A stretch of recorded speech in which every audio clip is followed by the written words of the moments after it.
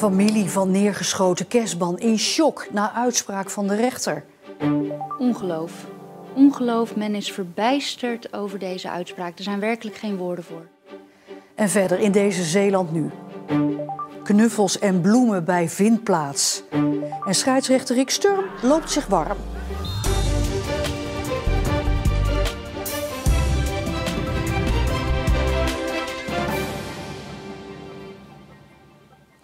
Goedenavond. De rechtbank in Middelburg heeft een 28-jarige Domburger tot 2,5 jaar cel veroordeeld voor het neerschieten van de 21-jarige Kersman uit Middelburg.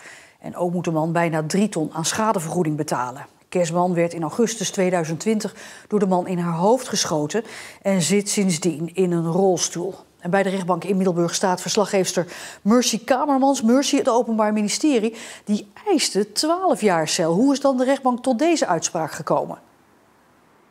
Ja, er zit inderdaad een enorm verschil tussen die eis van 12 jaar, 2 weken geleden van het OM, en de uitspraak van vandaag van de rechtbank, 2,5 jaar. Nou, dat heeft er dus alles mee te maken dat poging tot doodslag niet bewezen kan worden, vindt de rechtbank.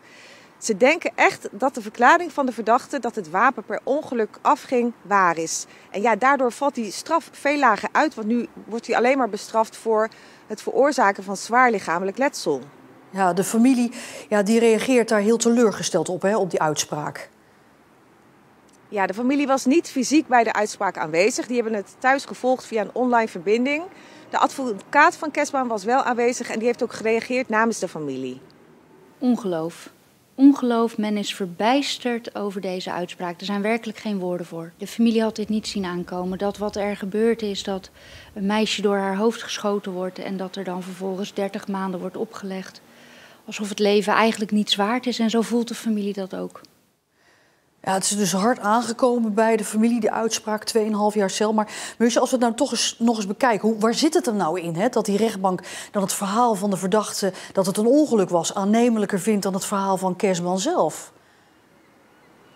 Ja, het is natuurlijk zo dat Kersman zwaar gewond was. Zij heeft eerst lange tijd in coma gelegen. Toen kon ze natuurlijk niks zeggen. Vervolgens kon ze zich nog niet zo heel veel herinneren. Dat is in de loop van de tijd teruggekomen. En toen heeft ze dus gezegd, ja, er was een conflict tussen ons twee. Ja, de verdachte, die heeft vanaf het begin natuurlijk wel kunnen verklaren. En die heeft gezegd van, er was helemaal geen ruzie. Maar ik was mijn wapen aan het schoonmaken en toen ging het per ongeluk af. En ja, de rechtbank heeft voor dat laatste toch wel wat steunbewijs gevonden.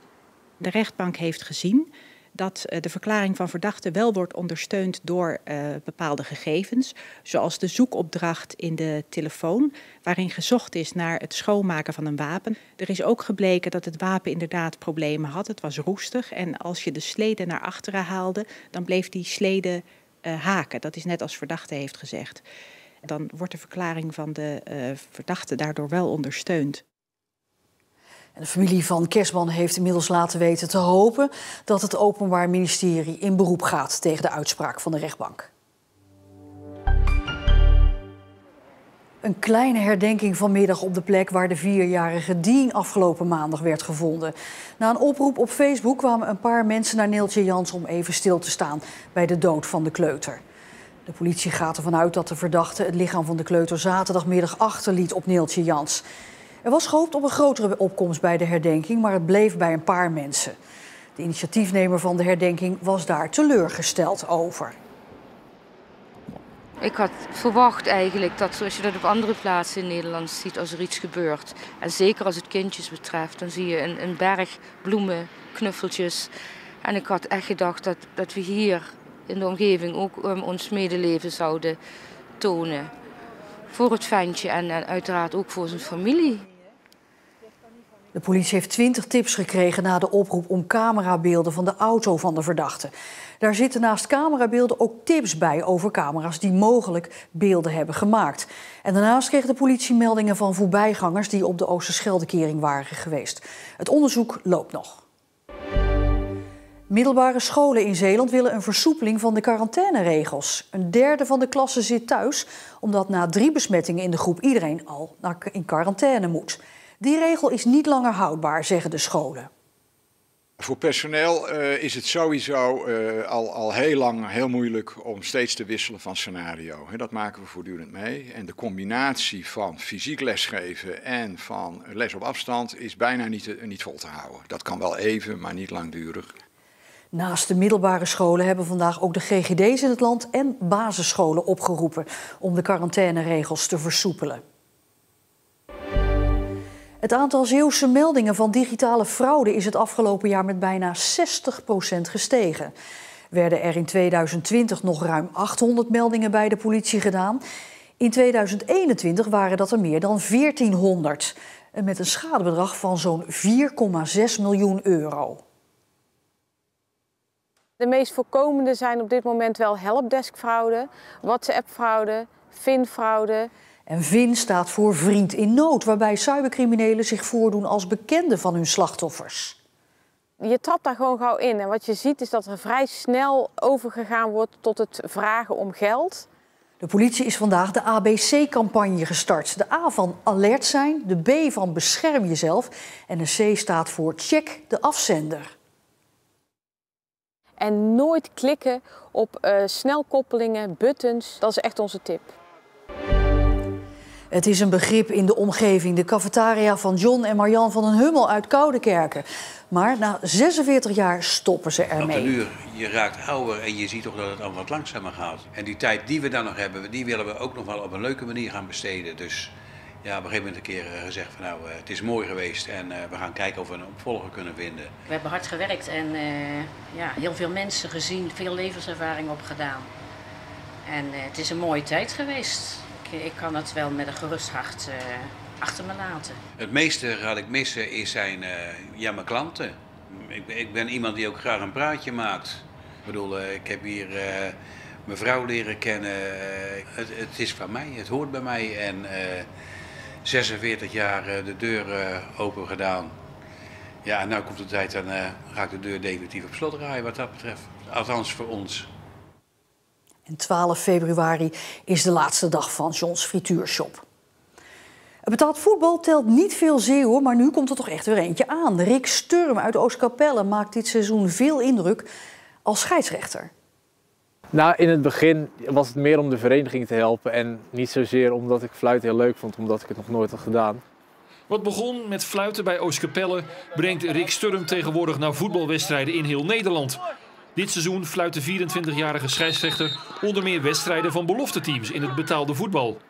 Echt het leukste vind ik toch wel dat ik iedereen gewoon lekker kan laten voetballen. Soms toch net even wat strenger moet zijn, maar ook lekker die mannen kunnen laten voetballen en laten gaan. En dat gaat goed. Zo goed zelfs dat de KNVB toekomst in hem ziet. Sturm behoort sinds kort zelfs tot de talentenpool voor scheidsrechters van de KNVB.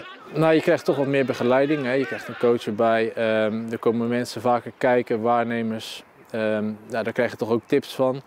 Zij beoordelen hoe jij je wedstrijd fluit. Die tips kan je meenemen en daar word je beter scheidsrechter van. Doordat de jonge scheidsrechter uit Oostkapelle in die talentenpool zit, mag hij ook ruiken aan het betaalde voetbal. Als vierde official bij wedstrijden in de keukenkampioen-divisie ziet hij van dichtbij hoe de beste scheidsrechters van Nederland te werk gaan. Toch vooral die communicatie die je meekrijgt. Wat zegt zo'n scheidsrechter tegen zo'n speler? Hoe grijpt hij in op sommige momenten? En de ene wedstrijd zal je er misschien helemaal niks aan hebben, maar de andere wedstrijd pak je er toch een paar kleine puntjes uit die je mee kan nemen naar je eigen wedstrijden. Een voorbeeld als scheidsrechter heeft Sturm niet. Een idee hoe hij het liefste een voetbalwedstrijd leidt wel. Ik denk dat ik heel goed op de achtergrond kan blijven als dat kan. Maar dat ik ook naar de voorgrond kan treden als het nodig is. Ik ben toch vrij lang, dus ik heb lange benen, ik kan lekker lopen. Als ik lange afstanden moet overbruggen zijn dat meestal geen problemen. En ik voel het meestal wel goed aan, vind ik zelf.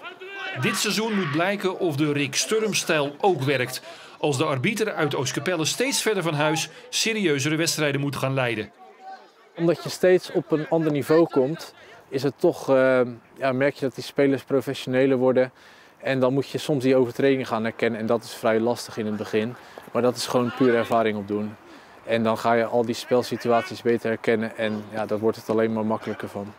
En heb je nou een bepaald stadion of een bepaalde wedstrijd waarvan je zegt, als ik dat ooit als scheidsrechter mag fluiten, dan ben ik een tevreden man? We zijn nu toch in Rotterdam, dus de klassieker in de Kuip, daar teken ik voor.